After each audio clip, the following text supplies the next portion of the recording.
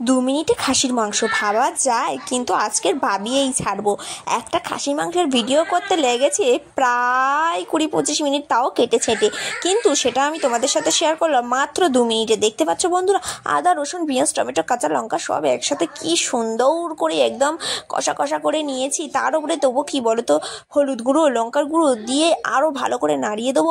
এই রান্নাটা করতে কত সময় লাগতে পারে তোমরা বলো তো? আমি তোমাদের সাথে শেয়ার করলাম যে 20-22 মিনিটে আমি শুধু ভিডিও করেছি, তাও কেটে ছেটে, মানে শুধু বেস্ট ক্লিপ কটা নিয়েছি। বাট এই রান্নাটা করতে, খাসির মাংস রান্না করতে মিনিমাম তো 1 ঘন্টা সময় লাগবে, তোমরা সবাই জানো। আর সিদ্ধ সব ধরে 1 ঘন্টা তো সময় লাগবে। এটা ভালো করে কষিয়ে নিয়েছি প্রায় 5-10 মিনিট ধরে। আর এখানে নুন লঙ্কা তেল হলুদ লবণ সব রকম দিয়ে একেবারে দিয়ে দিয়েছি, কষিয়ে দিয়েছি। আর তারপরে দেবো প্রেশার কুকারে, যেহেতু পাতলা ঝোল করবো সেই জন্য প্রেশার কুকারে দেবো। গামলা থেকে নামিয়ে নিলাম, আর চিংড়ি ভেজে নিচ্ছি। পরের রান্নাটা করতে হবে তো, তাই না বলো বন্ধুরা? সেই জন্য চিংড়িটা তাড়াতাড়ি করে ভেজে নিচ্ছি। আর মাংসটা যে নামিয়ে নিলাম না, আবার মাংস নামিয়ে রেখে প্রেশার কুকার আনতে গেলাম, আবার চিংড়ি তুলে নিয়ে সেই মশলা দিয়ে আবার বাঁধাকপি, মানে ভাবা যায়। এবার চলো মাংসটাকে আমি প্রেশার কুকারের মধ্যে দিয়ে বেশ 6-7টা সিটি মেরে নেবো।